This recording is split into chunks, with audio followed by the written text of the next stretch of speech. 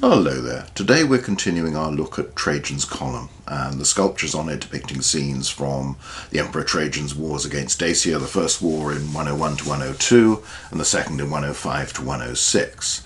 And this is part of our theme where we've been looking first at the monument at Adam Clissi and the metapiece there.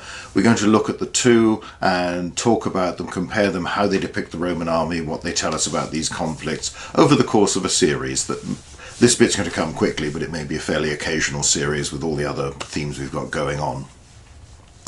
So we've already looked through a lot of scenes in the column. We've talked for about an hour already, so I'd suggest you come to this video after watching part one, and we'll see. I'm not quite sure how far we'll get today, whether or not we will complete it or whether we'll reach another point where there'll be a third video or not, I don't know.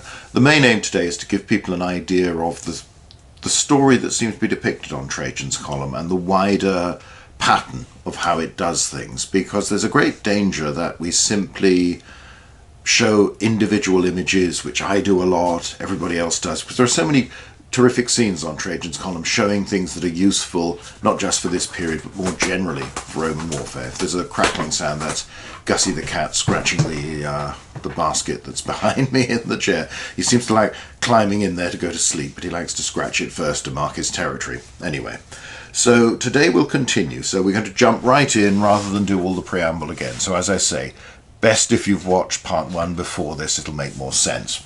So we're coming on. We've just seen parades, a sacrifice, perhaps the end of the first year of campaigning, celebration of a victory. We've seen that odd scene with women torturing naked prisoners, naked men. Quite what's going on there. Again, we've speculated on that before. So we move on to one of our familiar themes, and here we've got legionaries working to clear down, cut down a forest. Perhaps they're building a road through, but they certainly seem to be building a camp beyond. Now you've got, they're all in Lorica segmentata, they're bareheaded, but again you can see I think all of them here are heavily bearded, so there's emphasis on maturity. You know, our legions are full of veterans, tough men, and also skilled engineers, skilled builders. Nothing will stop them. Some of the shield patterns here, there's a fairly curious one with lots of circular motifs almost in the center compared to the others with more of the variations on the Thunderbolt theme that we've seen before. So is that just the equivalent of the sculptor filling in with something he didn't know, and you know, this will fill the space in, or was there really a unit like that?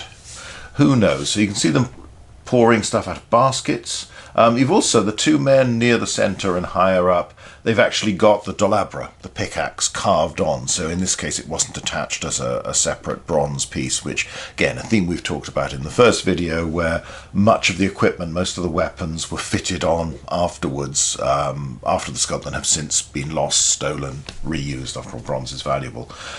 Again, think back to the Corbulo comment that wars are won with the pickaxe, the dolabra. There is this great emphasis on the engineering skill, the fact that we can build, we can make things, we can dig our way, we can dig in. You know, for people like Major General Fuller and others, the Roman army was terribly pedestrian, trench-bound, all the things he disliked about the British Army, the BEF in the First War before the Tank Corps came along to, as far as he was concerned, save the day and foreshadow the future. Now over on the right you can see there are two severed heads mounted on spears, stakes, something like that. We'll close in on those a little bit more closely. So that's continuing again another theme from the first video, where we've seen these scenes of auxiliary soldiers presenting severed heads to Trajan, and another case the man fighting on while he's chopped the head off an enemy and he's holding that severed head by its hair in his teeth while he fights on in the middle of the battle. Here we're not shown fighting. This is the only time on the column when you could say severed heads, head taking is associated with legionaries. Now whether this is supposed to be shorthand from the sculpting point of view, the auxiliaries have been here, they fought with their ferocity, whether it's all auxiliaries or a particular group that was singled out, perhaps even in Trajan's account, for doing this, for head taking, head hunting, and now the legionaries are consolidating their building, doing all that sort of thing. Or you could say the legionaries have killed these blokes they fought before they build their camp, their fort, their road, whatever it is they're doing, or a mixture of all of those things. without the story, without the details, the description, we don't know. All we've got is this visual evidence. It comes back to that same basic problem we have. There is a case in the Spanish War, written by one of Caesar's officers, talking about the Munda campaign in 45 BC, where heads taken from dead enemies are mounted on a rampart to, basically defy and intimidate the enemy. That's legionary against legionary, because it's a civil war. So who knows? As I mentioned before, one day I'll do a video on headhunting, single combat, all that sort of stuff, because it's always rather interested me. Just a final comment, because we're a bit closer up again, you can see traces of the details of buckles and other fittings on the lorica segmentata. Again, the same thing is, it doesn't tend to be 100% accurate, but it's detailed, which is always a good thing in art. If you can't quite do the thing accurately, make it look detailed, and that will often fool people, and it'll look impressive. It suggests it. It's more like a movie prop. It's not quite right, but it gives an idea of what this sort of armour looked like. Right, moving on now, we've got auxiliaries. They are, if you look at the fellow on the top left, burning a tower. Seems to be setting a torch to it. A senior officer, perhaps Trajan, advancing in front of some cavalry. So this seems to be the occupation of a Dacian settlement, Dacian stronghold, Dacian fort that the Romans are destroying.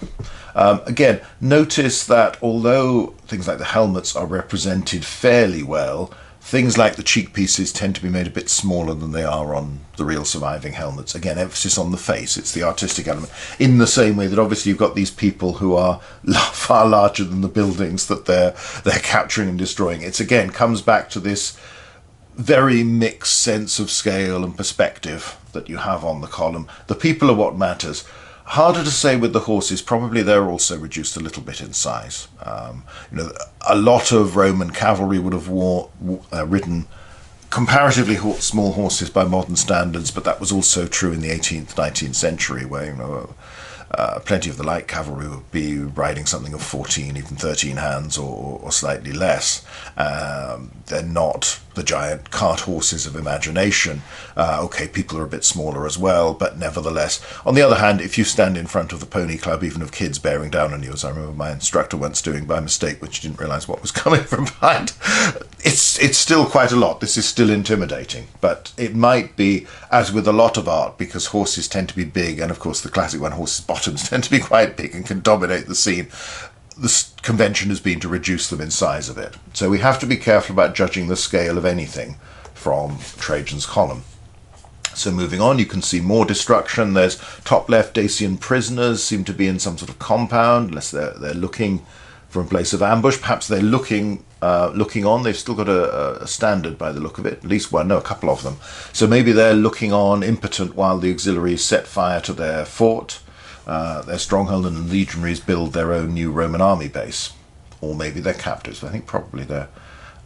so again, you've got legionaries working. Closer up of that, where you can see the Dacians now, you can see their Draco standards, although the picture slightly cut it off, unfortunately, and you can see how the auxiliaries are burning. Maybe it's supposed to be a wooden tower. You have the Dacian wall, the Murastachicus, particular type of building that's a sort of advancement on the Gallic war that Caesar's wall that Caesar talks about, where you have timbers reinforcing a stone wall to give it extra strength and flexibility. But anyway, that's the scene here. So I think they've still got shields. They don't look like prisoners to me. It looks like they are forced to watch because they're not strong enough to face the Romans in the open or to defend their stronghold, so the Romans are burning it. Again, here we've got a Dacian, one of the cap wearers, imploring Trajan, coming to negotiate. Is that shield his? Has he come armed, dropped it before the emperor, outside a Roman camp by the look of the tent in there with a rampart? But again, the camp's shown, it's sort of presumably a temporary turf and timber one. It's not quite how turf blocks probably looked. It's more like the sculptors put it as if it's stone, even though it isn't. You've got a baggage cart to the right of, again, you've got a bearded Roman officer, one of the few. So is that Hadrian? Is it somebody else who was known? You've got the musicians and standard bearers behind. Again, slightly closer up where you can see that officer clearly is bearded. and you can see the standards there. There's an eagle. They're not, though, note the standards, they've got the discs of an ordinary signum. They don't seem to be the signa of the Praetorian Guards. They're not so heavily decorated. So here you've got these carts with barrels on them. Some are mule drawn. The other one appears to be closer, though there's a slight distortion where the carts are ox drawn.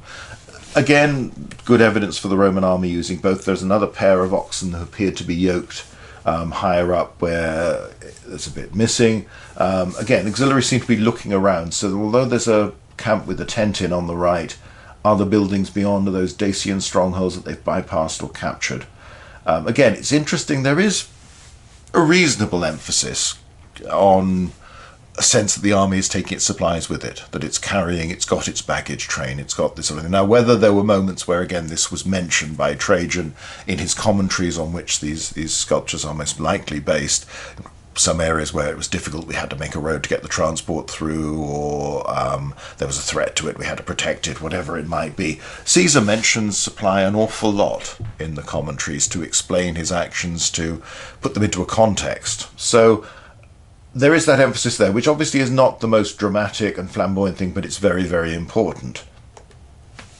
So moving on, we've got more auxiliaries in the front, legionaries on the higher level, seem to be moving around. Again, it does look as if these buildings, they're a little bit different. These seem to be Dacian towns, strongholds, forts that they're capturing. Moving on again, you've got the signa near the centre of this next scene. They're again much more ornate. So does this mean the Praetorians are here? You've got the emperor on the far right, and we'll see more of him when we move on. So again, that would be logical. We've got other senior officers around. Again, back to this pattern that although you have the formation of legionaries, that's sort of where basically almost a triangle because of this. Is it supposed to be a hill? Is it supposed to be a vegetation, edge of a wood? Not quite sure. There is some distinction between these auxiliaries in front, and there's something between them and the legionaries behind. All those legionaries are looking in the same direction, but the auxiliaries in front, they're turning around, they're chatting to each other, facing each other. That's the normal convention. You don't tend to get groups of men rigidly in the same posture, all going the same way, doing the same thing. Straight in front, we now come on to the first appearance of the Numidian light cavalry on the column, and again, these scenes are ones that I've used very often in the context of the Punic Wars, when I'm trying to illustrate, well, what did the Numidian cavalry, who fought with such success for Hannibal in particular, later for Scipio Africanus, what did they look like? The same when we're talking about the Jugurthine War and Marius, that sort of thing. So this is the depiction you've got. You've got them riding without bridles, or with very simple ones, without any form of saddlecloth. The descriptions you get in Polybius Livy and the like does seem to fit these horsemen. So you almost have a sense that you've got a group of people who fought this way for centuries because this is what they find is good and it works for them. Though again, we have to be careful that on the column, for an audience in Rome itself, that when the emperor said, well, the Numidian cavalry were there, that they didn't go for a very old stereotype, this is what they look like. So we have to be a little bit careful. Lucius Quietus, a prince from the area who became a senator, a general, and is eventually important enough to be bumped off by Hadrian, or at least killed whilst imprisoned, whether directly on Hadrian's orders or somebody acting on their initiative. Again, it's a sign of how well the Romans integrate the elites from elsewhere and how far you can go within the Roman system where you're effectively considered to be a potential emperor. Fascinating man. It would be marvellous to know more about his lifestyle, the cultural mix he reflected, all that sort of thing. He's mentioned in the accounts of the Dacian Wars. This is when he really makes his name and wins Trajan's favour, although there are wobbles afterwards. So that's presumably involving that. So again, another detail of that, we move slightly over. You can see again, there's a lot of emphasis on them riding quite small horses, ponies in the sources. But is that, can we take these pictures literally, or again, have we got the exaggeration because what's important to the people, and have we got the stereotype coming through? So you see them, they're then attacking, they're fighting. I mean, they almost look as if they're charging right into the Dacians, and the Dacians are starting to break and run. it's shorthand on the column. You can't really show skirmishing tactics very well. And of course there is that emphasis on the Roman army always advancing. So this is presumably, it's commemorating a success in which the Numidian cavalry played the primary, or at least a major role, and was singled out for that and praised by the emperor. So we're moving on. The Romans are building another camp. Again, auxiliaries standing outside, legionaries doing the work. With few exceptions, we don't see auxiliaries building anything. And you can never be sure whether the exceptions are a mistake on the part of the sculptors. But it's a big deal that the legionaries can build. You've got a couple of clean-shaven ones there, but again, most are bearded. And it might be, again, one of these. You've got more of an axe rather than a Delabra pickaxe being shown as a tool as they're building things. So coming along, now they seem to be building platforms of timbers. Now there's rather like the ones, if we thought right back at the start, we saw the piles of wood outside the watchtowers. It looks like that, but this seems to be something different. You've got artillery apparently on top of it. This seems to be, we're moving towards a siege scene, and it looks like we've got platforms for artillery, siege works, ramps, this sort of thing. Legionaries much more forward, as if they're in the action as well as doing the building. Notice the ones that are building here, a couple of them have got helmets on. So there's a distinction made between your obviously building area where it's considered to be even more dangerous than usual. You've got a Dacian cap wearer being presented to the emperor. Background is a fort of some sort. It looks like tents inside it. There are two scorpions, two light bolt shooters, top center. Like the one you can see bottom right that's being set up, operated by the two crew. Whether this is, probably this is a Roman camp and the army's beginning the siege next to its siege camp. On the other hand, there's a scene we'll see later on where Dacians are shown operating, same artillery. Bottom left as well, you've probably got another one of these mule cart mounted ballistae down there below Trajan. Here's a close-up of the bolt shooter and its crew. Again, broadly speaking, it seems to fit with what the remnants we get archaeologically, other depictions, this sort of thing, and the reconstruction work that people have done on the various types of Roman artillery. The emphasis on bolt shooters always is on their power and accuracy. So you can single out individuals and take them down. You have a case in description of the African War by one of Caesar's officers, where the leader of a Gallic auxiliary unit on the other side is pinned to his saddle by a bolt that goes through his thigh. This is something that most of the enemies you fight don't have an equivalent. The Dacians are an exception. They do have artillery.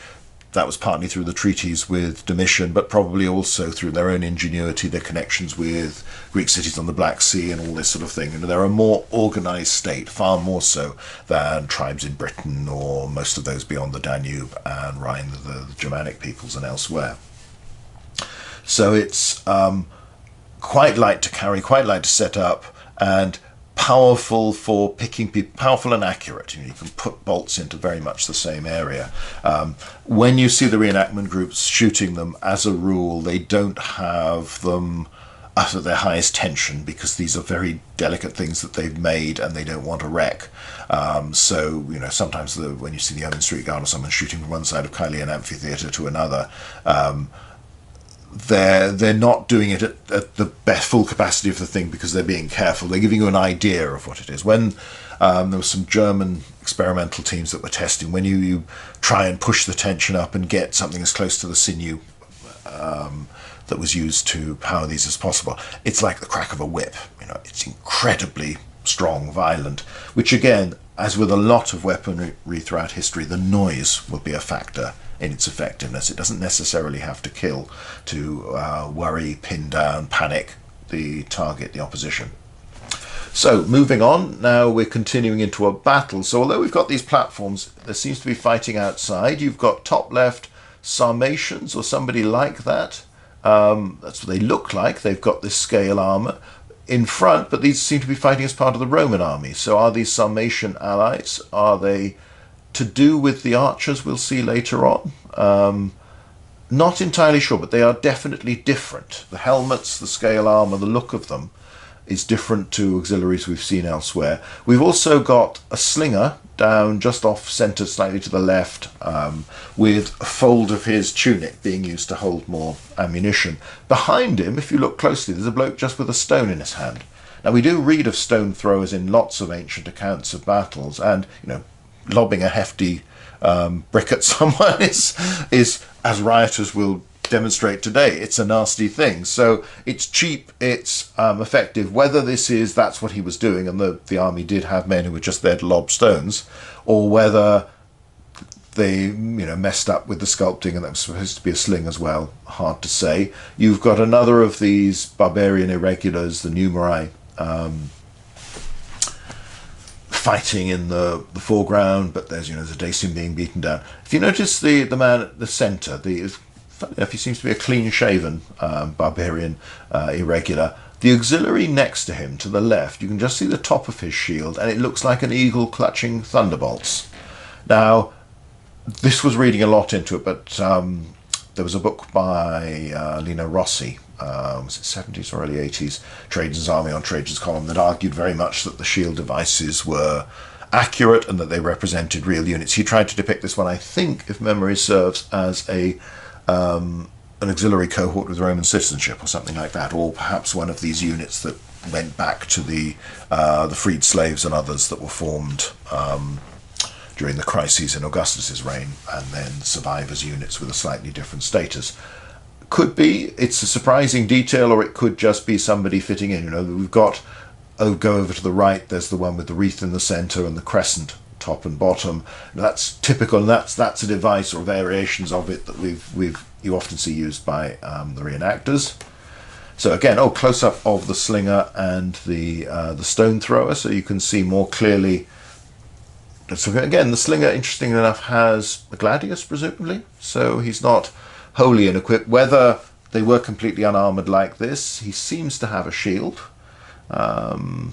And the stone thrower, again, his equipment seems more basic. And you can also see these chaps in scale with the helmets very reminiscent of the Sarmatians. So again, you could argue, is this something where the scenes change, where you were depicting enemy and they've been changed to Romans, hence the Sarmatians? Could you be depicting genuine use of Sarmatian auxiliaries by the Romans, which might have been explained in the narrative because a different group is fighting for you, or somebody's changed sides? Now they can be depicted. And again, you can see the close-up of that eagle with there. So,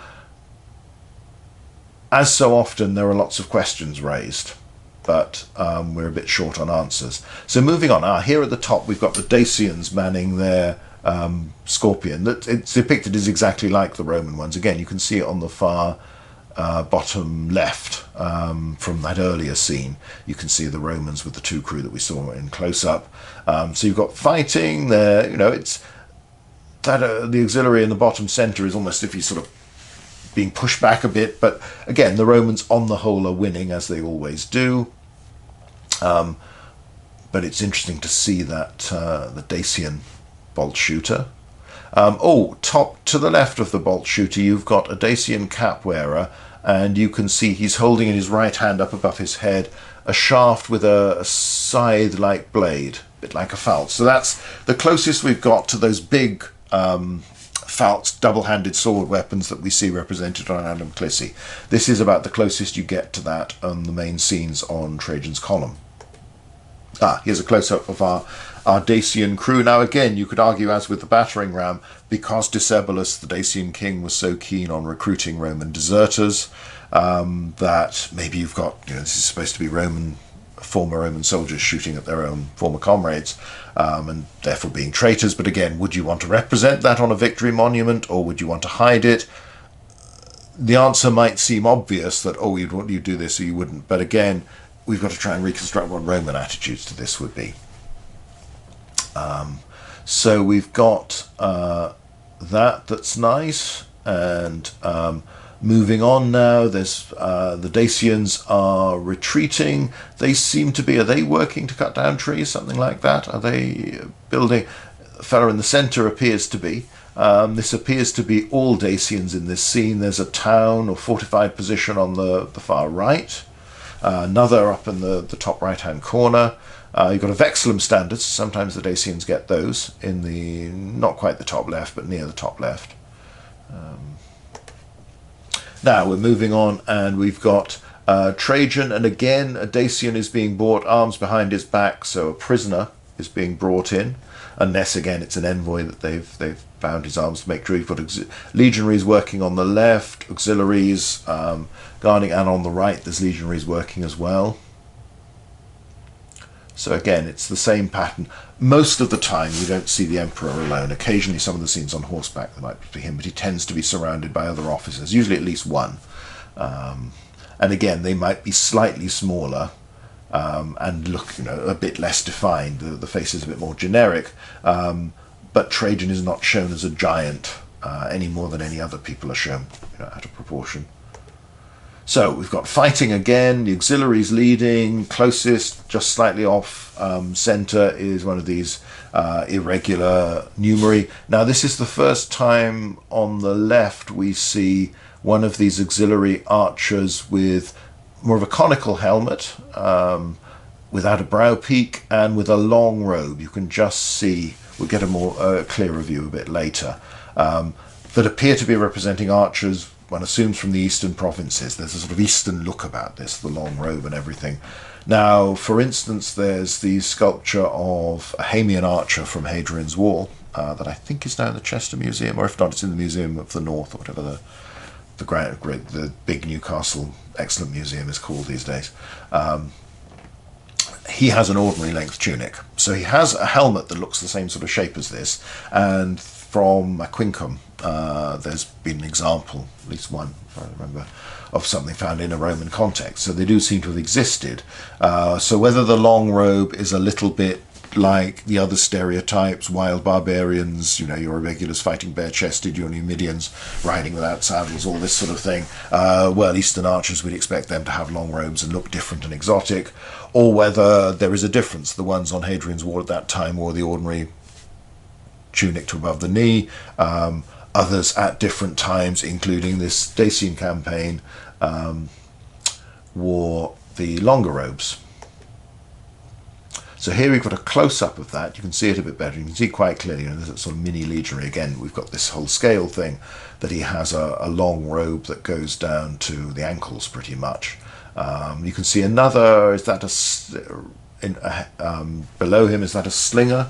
He seems to have the fold for the stones in his tunic, but we can't see in his hand. It probably, maybe that curved around bit is a sling, unless he's another of these stone throwers. And you've got them all sort of joining forward. They're shown all sort of in a mass, in a sense. So there's no real attempt to show formations. It is difficult, and this is something you can go back to hoplite warfare and phalanx warfare.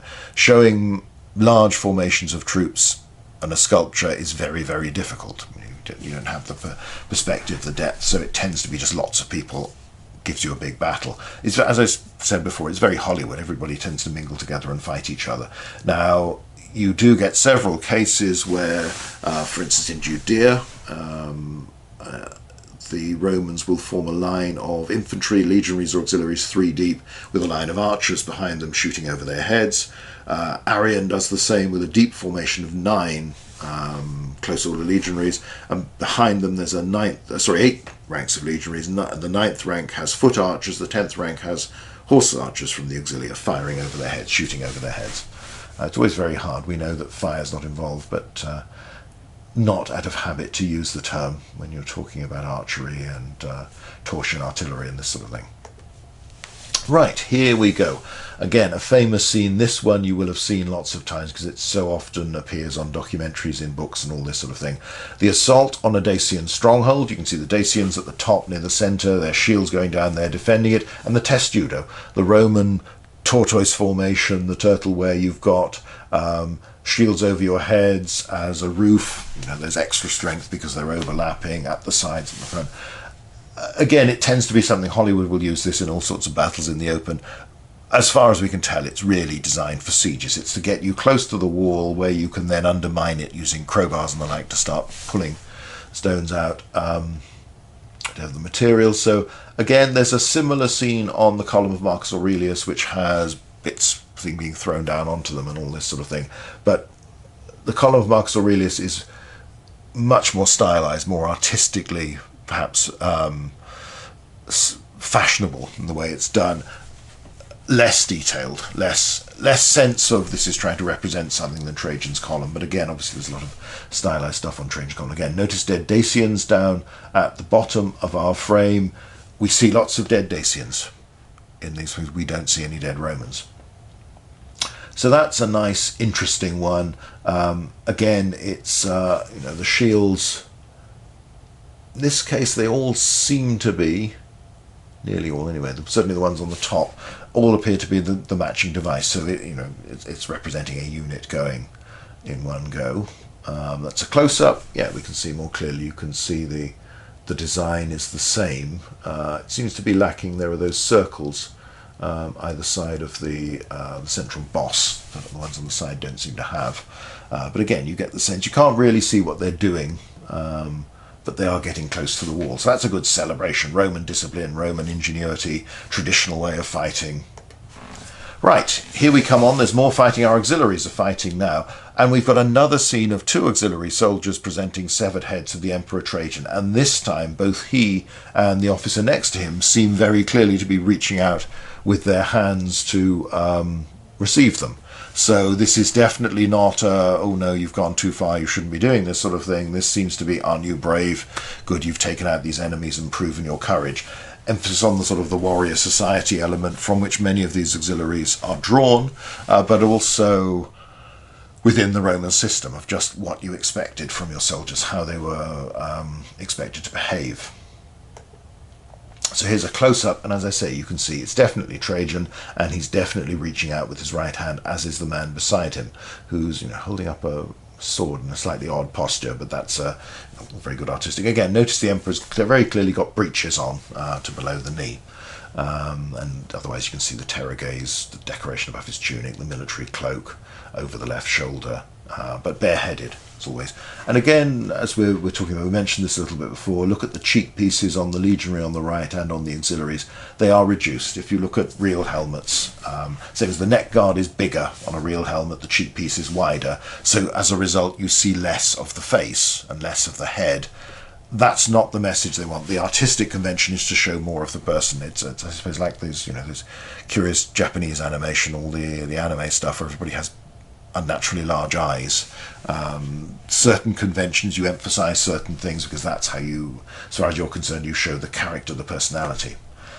So again, so interesting. This is going on. We've got a battle scene going on. Another one of these just slightly left of center. You have another of these irregulars fighting bare-chested. Next to him, further to the left, you've got another man who does seem to be a stone thrower, not a slinger. So either the sculptors have misunderstood, or they found slings too awkward to do and it's much easier, or you really have got people lobbing rocks in support of your troop. Notice as well, next to him there are two legionaries, Lorica Segmentata, all the usual gear. Both of them, they have oval shields, flat oval shields like the auxilia sewn elsewhere. So again, you could see if this is accurate then, were there some legionaries that did have this, or conversely, were there some auxiliaries that had issues of Lorica Segmentata, or is it simply a mistake done by the sculptor, and he's sort of covered it up, I've done that, I can't really start again, so let's stick with that.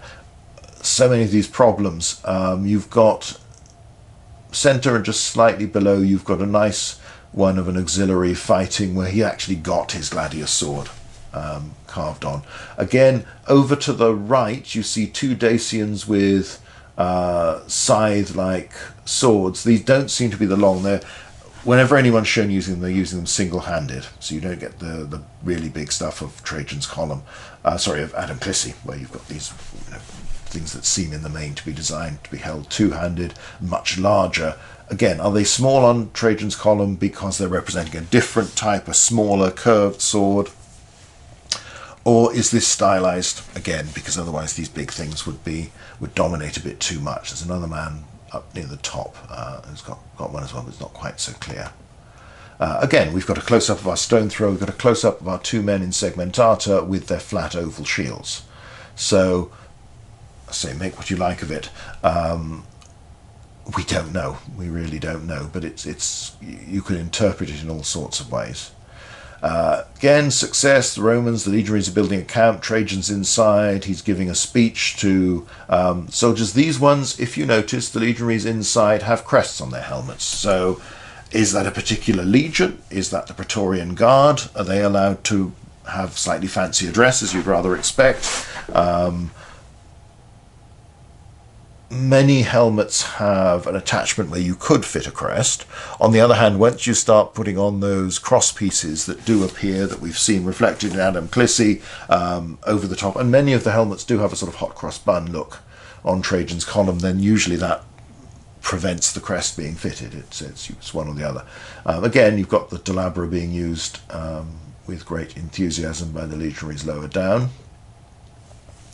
Moving on, we've got, is that an amphitheatre at the top? Are we back in the Roman province? Auxiliaries, bareheaded auxiliaries mostly, though the few on the right have their helmets on.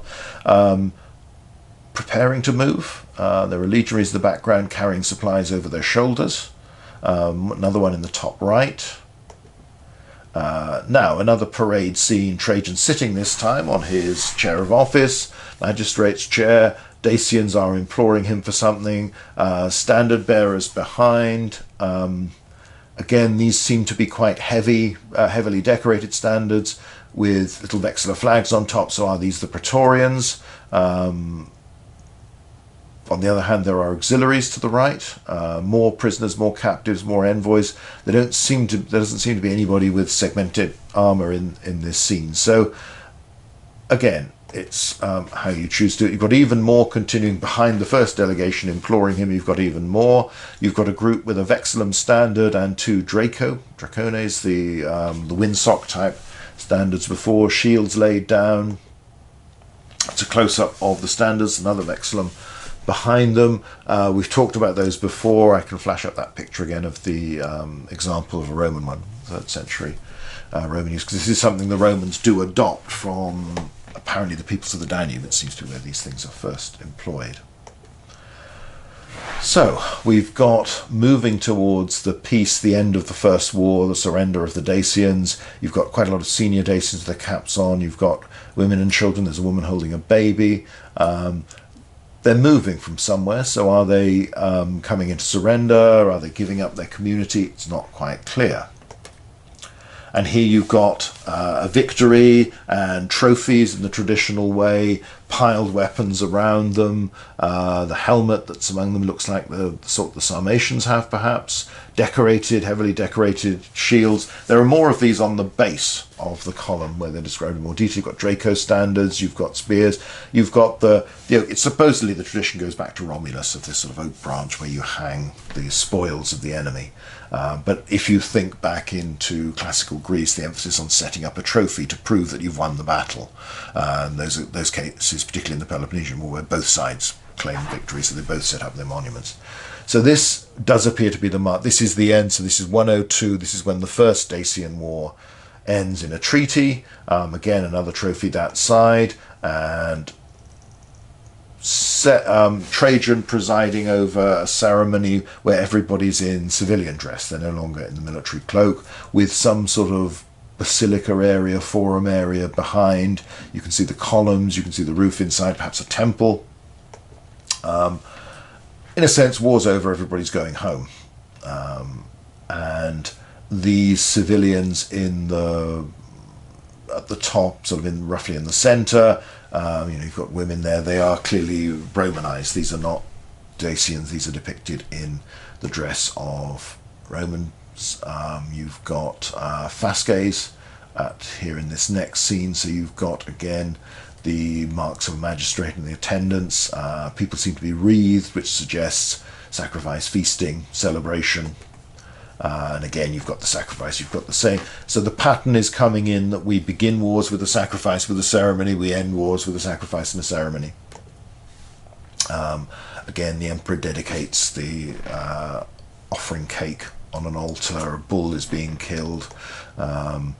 People are sailing away. You're on the river again. You're marching away. You're going back to your bases. It's all over. Success. We've even got some auxiliary cavalry now bareheaded. They don't need to be fully armed and equipped because things are much better. And rarely you have a vexillum standard carried by one of the cavalrymen. Most of the standard bearers we see are on foot, with buildings in the background. So we'll be back to the frontier bases, the forts, the outposts, the main ones. Again, very clearly the emperor sacrificing one of these Papanum cakes, these round cakes, hence the name of the shield used by the early Roman cavalry. And you've got barbarians imploring things, welcoming the emperor, who arrives on horseback on the left before he sacrifices. So is this a provincial community, but one that's seen as a bit less Romanized, a bit less civilized, but nevertheless you've protected, they're welcoming you. More sacrifice, again, families, women, children, all watching, the bulls waiting to be killed. There's an oddity on the right, just before the cast breaks for the next scene, where you have these hexagonal shields propped up. And this comes on to this group working that are not depicted in Lorica Segmentatus. This is the main scene where you see people who are working and are not marked out very clearly as legionaries, so that but they seem to be doing the same sort of thing. They've got dolabri, they've got the pickaxes, they're chopping down trees, they're either building a road or building something through.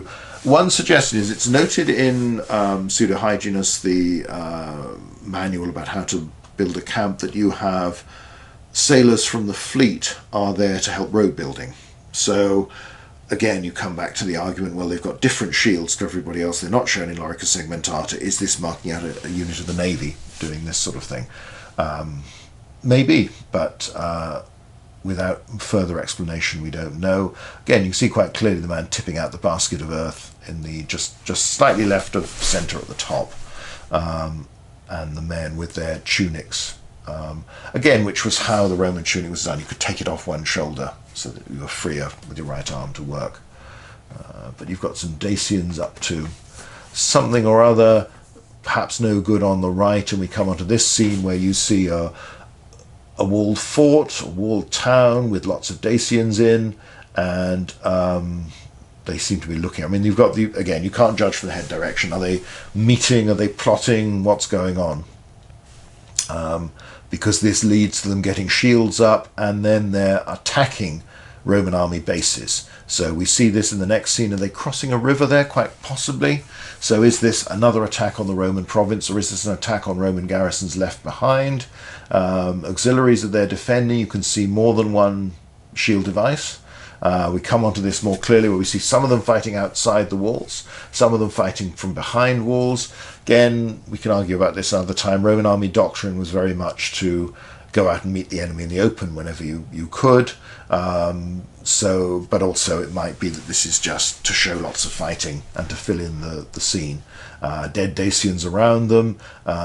So you've got more, and then over to there's the one fort being attacked on the left, another one on the right. Again, more people behind the wall defending, different shield patterns again.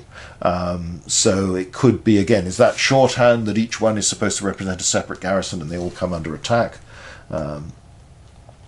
Here is an interesting one, because in the center you seem to have a senior officer. It's probably the emperor. You've got men with crested helmets. You've got fighting going on. You've got another one of these curved swords shown with a Dacian. On the left, they're fighting auxiliaries. On the right, they're fighting legionaries with these crested helmets, or men in Lorica Segmentata with their crested helmets. Sorry, that's not Trajan. Top left, Trajan is over on the right, on horseback coming up to help. That's a senior officer. Now look at these legionaries that are fighting with Dolabra. They're using the pickaxe as weapons to defend the wall. So this may suggest you've got a unit that's building a base, whether it's a temporary marching camp or a more permanent garrison, that comes under attack, and the attack is so sudden that they have to defend themselves with whatever they had to hand. Again, hitting something with the pickaxe is going to spoil their day. So closer up here, where you can see the Dacian with his sicae, you can see the men in segmented armour with the stubby crests on their helmets. And you can just see top left the man using the dolabra as a weapon. So, and you've got, but the auxiliary is still fighting on the left. Sorry, just needed a bit of water there.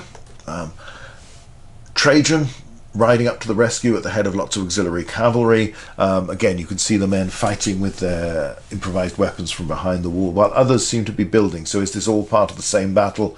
Some defend, some go on building while this is still going on. Again, you see quite clearly here the saddle cloths. You get more of a sense with that auxiliary just slightly right of centre of something like by his behind. You could see that as a saddle, or it might just be his legs, but you've got the saddle cloths, blankets. You've got the horses with trappings on. You can see them particularly on the emperor's horses. Again, all things we find a lot of archaeologically, and we see represented plenty of other places. We now see legionaries marching or parading, or perhaps again because of the standards. Notice these standards on the right. You've got a sort of circle area, wreathed circle with a face, a bust of someone clearly there. So is that putting in the imagines, the images of the emperor and the imperial family that were associated with the standards, sometimes as separate standards, sometimes on them? Another sacrifice. So this time we've repulsed this attack, presumably on our auxiliary outpost and our legionary group court building. And now again we're making the dedication as is appropriate because war is starting again. Notice here, this again seems to be back in the Roman province. You've got an amphitheatre, or just possibly a theatre in top centre. You've got other buildings. These are presumably, there's columns suggesting basilica or probably a temple.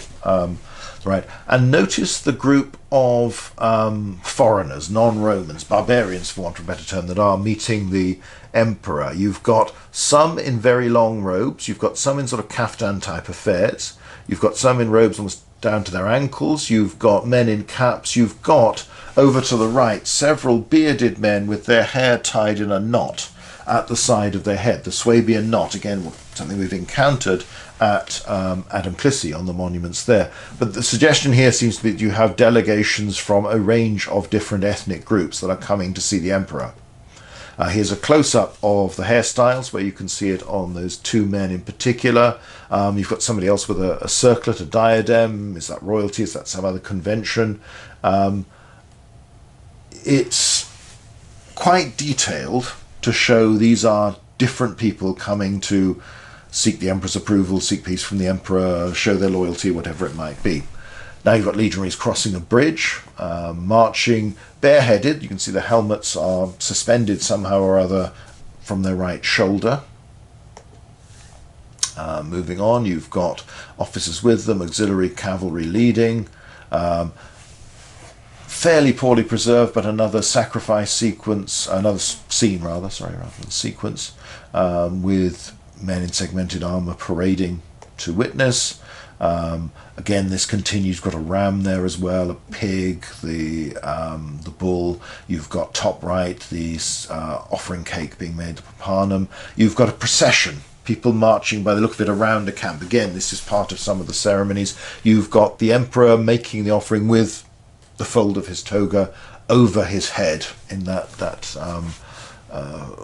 way for prayer and offering. You've got the wreathed men as part of the procession. So there's a lot of emphasis. Oh, that might not be a pig. I don't think it is a pig or a boar. So here we have another ad locutio, speech to the army. Standards there. We've got an eagle standard. We've also got the heavily decorated ones, so a legion or more. Perhaps the Praetorians as well. Men with crests on their helmets here, so segmented armour but crested helmets. So again, is that Praetorians, is that legionaries in parade dress, particular units? Who can say? Because not, we've got auxiliaries as well. Auxiliaries are never shown with crested helmets, or at least the men in mail that we assume are auxiliaries are never shown in crested helmets. But again, the emperor makes a speech, encourages the men. You often see the auxiliary cavalrymen, you've got the shield hung from the saddle. And there probably are hints that there's a saddle there, but it's not very well defined. Again, you comes up a lot in Hollywood because the modern riders aren't used to carrying shield and a sword, so you tend to, they keep the left hand just for the reins and wave their sword or spear around in the other, and the shield, like the Rohirrim in Return of the King there. The shields are hung at the back behind them and not doing anybody any good. Right, so here we've got another sort of orders group, Trajan and his officers consulting a vexillum standard there. People seem to be marching off, more ready for battle to the right. That's a close-up of this concilium, this meeting where Trajan, again, I've talked about these before, but it's a familiar sequence. Curiously enough, there's a baggage cart at the top here that seems to have a pile of shields in it. Whether they're trophies or whether they're just to represent any baggage is not quite sure. Legionaries marching forward, turning around, chattering to each other in the normal way, convention on the column. Further advance, standard in the lead, musicians, some men bareheaded, some not. A camp where you've got a baggage cart being either loaded or unloaded, so they're setting up camp or they're moving camp. There seem to be more permanent looking buildings at the bottom right. So is this a city you've arrived in, a permanent camp? Is it next to a city? Detail of the baggage cart and the packages, the things that are going in them. So this is, again, these seem to be auxiliaries handling it. I don't know whether we'd know how to recognise them. You had these army-owned slaves, the Lixi, who were responsible for a lot of the baggage and selling a more basic uniform, like the Gallieri, the men helmeted ones, that again, state-owned slaves or army-owned slaves, given some rudimentary uniform and training. Whether we'd be able to tell any of these apart, we don't know. We don't know what they'd look like. So the army moving on, you've got, again, you've got some archers, you've got, with their long robes, you've got some barbarian irregulars, you've got auxiliaries, you've got legionaries. Oh, sorry. Actually, you wouldn't see that, I'm just doing that. Now, here's a closer up where we see, again, far more clearly these archers with their long robes down to the, pretty much to the ankle. The armour is a little bit longer as well. So the whole thing is distinctive. You show them with swords. We know there are units of archers, lots of them recruited in the east, and that they have a high reputation. So it's possible that some preferred this traditional style, or what the Romans thought was their traditional style then becomes a unit tradition, so you stick with that. There is not terribly good evidence for the Romans making effort to recruit people from any ethnic group and send them to the other side of the empire to keep a unit with that specific title up to strength solely or even predominantly from men of that particular group, as used to be thought for some of the specialists like archers. On the other hand, there isn't absolutely positive evidence against it. We don't really know, but we certainly can't support that theory on the evidence we have at the moment. The emperor there watching as they advance. Right, here's the famous one of legionaries gathering grain, so using sickles to cut the harvest. Again, I've used that lots of times because it's so useful when you're talking about logistics, living off the land, this sort of thing in any period of ancient warfare. As they move on, so we've got more here, auxiliaries covering them. So is this a covering party whilst you're protecting the men who are foraging? Interesting that they've got those. Well, one looks very definitely like a mule. The other one I'm not so sure. Well, the other two I'm not so sure what they're there for, whether they're gathering animals, whether they're feeding the animals, whether they're exercising them. You've got Dacians over at the right. And then we come on to another battle scene. So again, fairly familiar stuff by this, so we don't need to go through it in as great detail as perhaps before. You've got some of the fighting, again, you've got auxiliaries fighting bareheaded. Is that significant? Is that a sculpting choice, a sculpting mistake?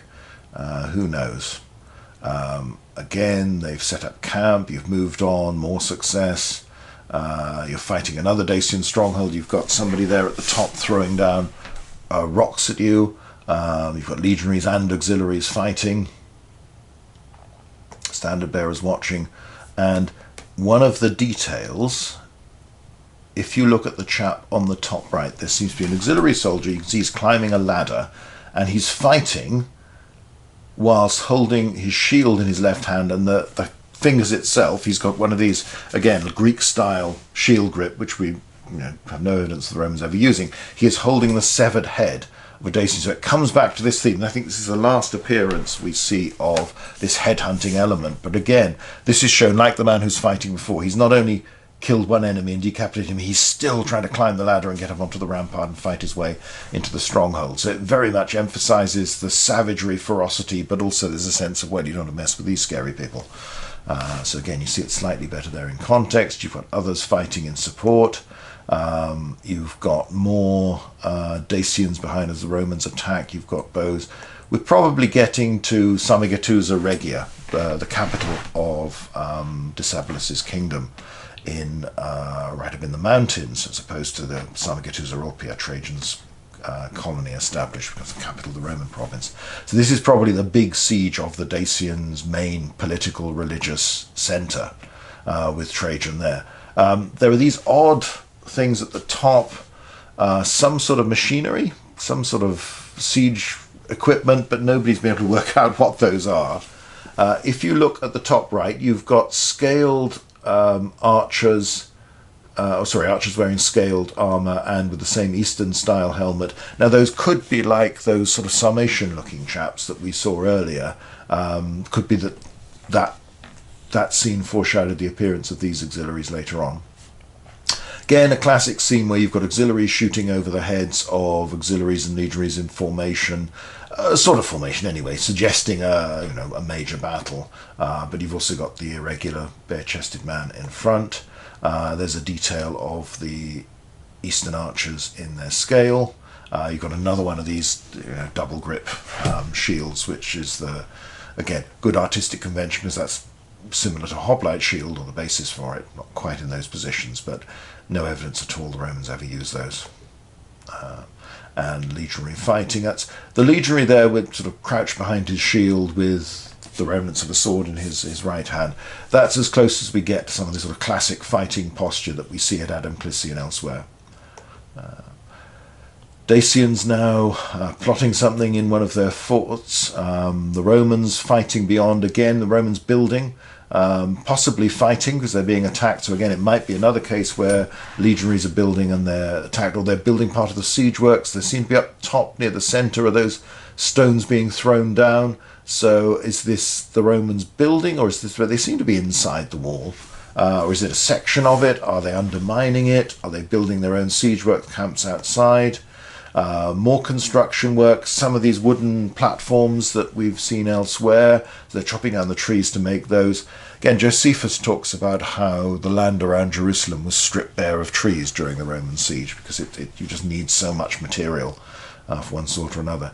Trajan again, once again, a capped Dacian imploring him down on his knees ahead of him, auxiliaries parading behind. More destruction. This time you've got the Dacians burning something.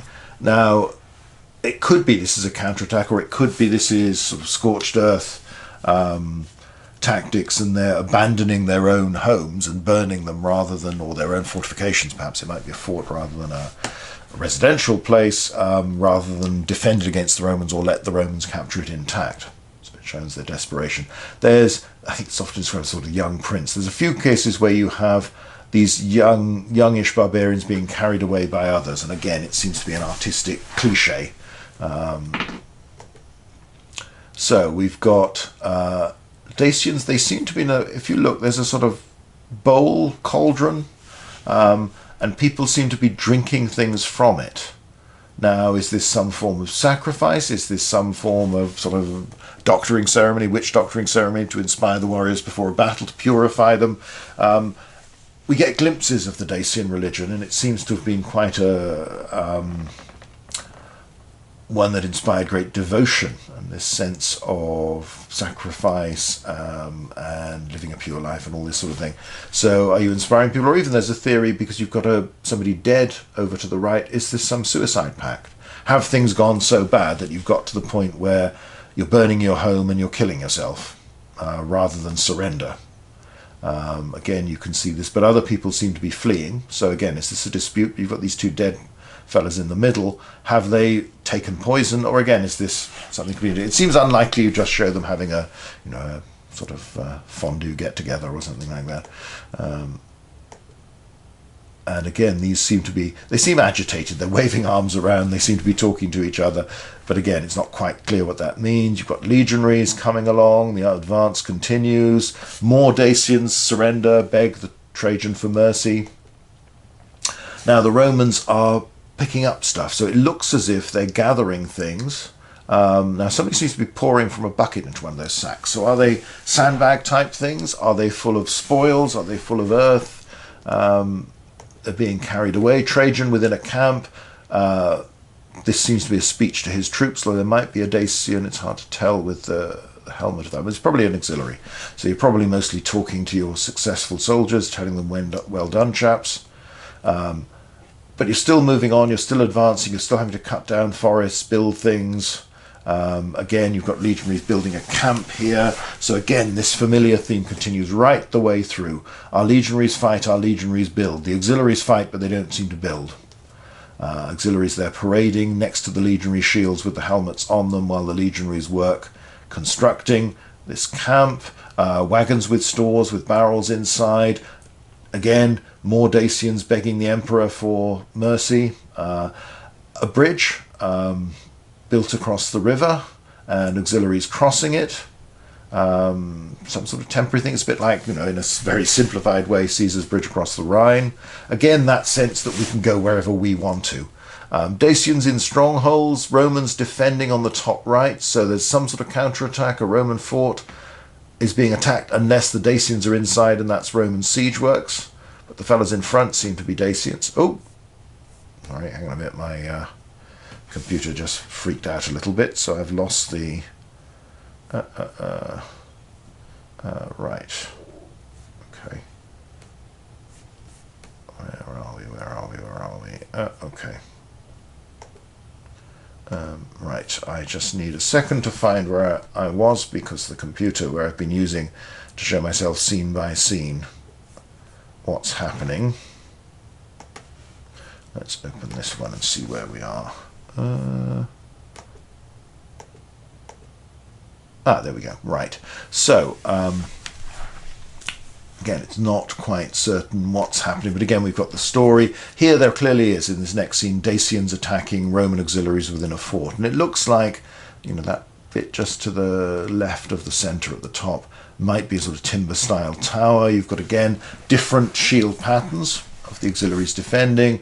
The Dacians are attacking, but they're not getting in, and Dacians are falling, becoming casualties. Somebody with a cap, rather distinguished looking, perhaps Decebalus himself, is watching. So is this sort of last-ditch counterattack, but it fails and they seem to be retreating, but then you're running straight into the next scene where you've got Romans looking at them and Trajan holding another parade, addressing the troops again. There's heavily decorated standards suggesting the Praetorians. Here's a close-up, you can see. But again, the standard bearer of one of them looks more like an auxiliary body with a sort of leopard skin or lion skin put on top of his helmet. So is this someone who's changed from being a straightforward auxiliary into a standard bearer partway through? Here we've got this interesting one, again, one I've used often, where you've got a legionary loading up a mule with swag by the look of it. This is plunder. Another one, an auxiliary holding it this time higher up. So this is success, we're getting plunder, there's more baggage, there's more spoils, and it's the gold and the loot from Dacia that plays for Trajan's grand forum complex in Rome, of which this is a centerpiece. Close-up of the mule being loaded up with, they look a bit like cooking pots and things like that, but the Dacians were very wealthy. They had mineral resources they've been exploiting very effectively. They were great craftsmen, so there was a lot to take. They were a wealthy people to defeat. You've got people talking in a wood beyond this, so these seem to be the Dacians discussing things, what to do. More of a retreat. Again, have you got suicide at the bottom? Is that man holding a knife and stabbing himself? One at the bottom, others, there's somebody dead next to him. Or is it some form of fighting disagreement? We don't know. More people begging the emperor for mercy, or imploring him in various ways. But there's still the chase going on. So you've got auxiliary cavalry riding off, advancing. You've got Dacians fleeing before them, and Dacians cap wearers, so distinguished men, the king, the aristocracy, the royal court, people like that, and being pursued by the Romans. Again, the next scene runs into it where you've because again, you're like looking at the boxes of a cartoon. because obviously you've now got Romans ahead of the Dacians who are running away, but that's the next scene as we go. And here's the famous one where you have Decebalus himself, the Dacian king, slitting his own throat with one of these curved daggers as a Roman reaches out to try and take him prisoner. Now, famously, we discovered the tombstone of Tiberius Claudius Maximus, a junior officer, former legionary, but then transferred to the Auxilia as a legionary cavalry, being as a junior officer, and who claims that he caught Decebalus and he took the man's severed head to Trajan. So it might be that the column is representing him, that that's actually supposed to be him, or it might be more generically, men from the exploratores or whatever captured him, men from this particular ala captured or reached Decebalus, who killed himself before he could be captured, and his head was brought to be paraded before the army. So we're coming very much to the end of the Second War. Yeah, here we go. There's a better one where you can see the curve in his dagger. Tiberius Claudius Maximus's tombstone depicts the same scene, with assuming again, we have to believe this man that he was the one. He's not just boasting that he was solely responsible or he was the one in the lead, he was the one first there, but there's a reasonable chance that he was telling the truth. He was very probably he was there. So again, seems to be reaching out to try and stop the king from killing himself. In the representation, what I find quite interesting, although it's stylistic convention, here on Trajan's column, the man who's reaching out, who may be Tiberius Claudius Maximus, has his shield in his left arm sort of held up, very much displaying the shield pattern to us.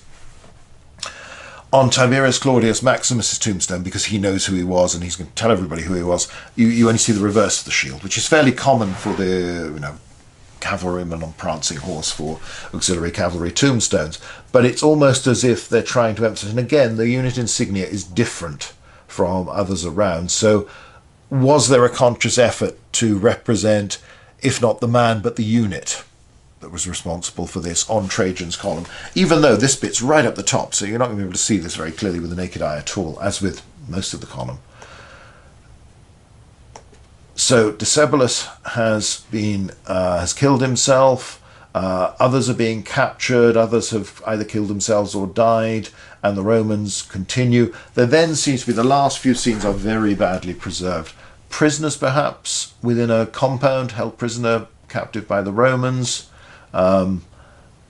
More being captured as they retreat, as they try and flee. Again, there's a boar at the top, is the Romans foraging, hunting, or just some symbolic thing of the forest. More being taken, that the Romans have basically overrun Dacia.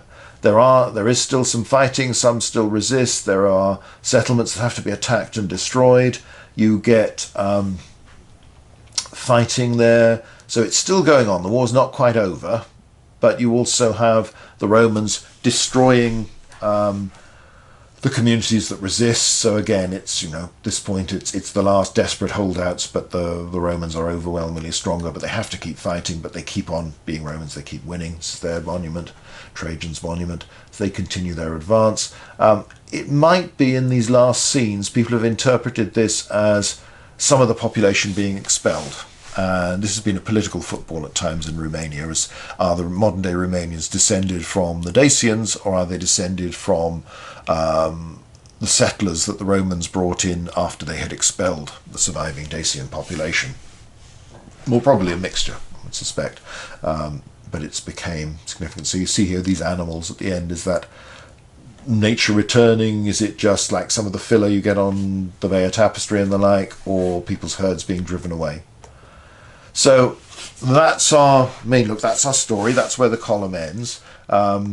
We've got other scenes. I meant to show this in sequence. The one where early on you see a Dacian stronghold with these heads on spikes above it. Now again, this does seem to be a Dacian stronghold, not a Roman. You've got this strange sort of snake-like thing on the Vexillum standard, or squiggle, whatever it is. The heads look more like skulls, as if they've been there for a while and decayed. Now we know from Vinlander and elsewhere there's evidence for the Romans putting up severed heads, leaving them to decompose over the gateways of Roman forts. So it wasn't something that was alien to the Romans, but it does seem to be a Dacian thing. However, you'd have to say, who are these people? Are they King Decebalus's enemies internally, in which case that's fine, we can show them no problem at all. But bringing us round to the Adam Clissi question of, is that corpse a Roman soldier killed in an earlier defeat, an earlier disaster that's now being avenged? But if so, we don't see dead Romans represented anywhere else. Have we got the same here? Are these the heads of Romans that had been killed in earlier fighting in some of Domitian's disasters and are still being paraded by the enemy? Now, that's one possible interpretation, but we come up against that same point that this doesn't seem to be in the Roman artistic convention. On the other hand, you could argue that, well, you've got two breaches of that rule around about the same time, both celebrating the same broad sets of conquests. So Trajan might want to emphasize at this point, these Dacians really had it coming. They've humiliated us before. Domitian was a bad emperor. My adopted father Nerva succeeded because Domitian had been murdered and we needed someone better, and he was chosen as the best of the Senate. I was chosen as his son as the best of the Senate, and we've brought back proper, good old-fashioned Augustan style rule of the Principes. And therefore it's acceptable to show Roman dead, or at least in this case parts of them, just their heads. Just as it might be acceptable to show the rotting corpse, the decayed corpse, because we have avenged them. But we don't know. It's left with that very difficult thing where you simply can't tell entirely what's going on. So, all in all, that's Trajan's column. That gives us a sense of what it's all about, the story of it. So we'll come on in future episodes where we come back to this theme. We'll go back to Adam Clissi. We'll try and look at what sort of story is being told there, if we can reconstruct that. We'll try and look at some of the other evidence we've got and see maybe where the two fit together, maybe where they're different, and some of the other things we can learn from this. But hopefully it's been of interest just to show people this is Trajan's column. It isn't just these isolated scenes that we tend to see again and again and again.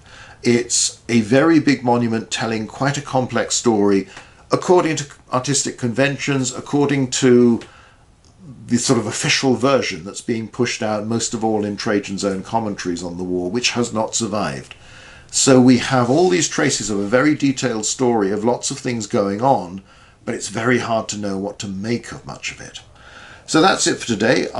We've completed our look at Trajan's column and its scenes, and we'll move on to talk more about what they might mean, their significance, and compare and contrast with Adam Clissi in the future. But that's it for today. Thanks for watching.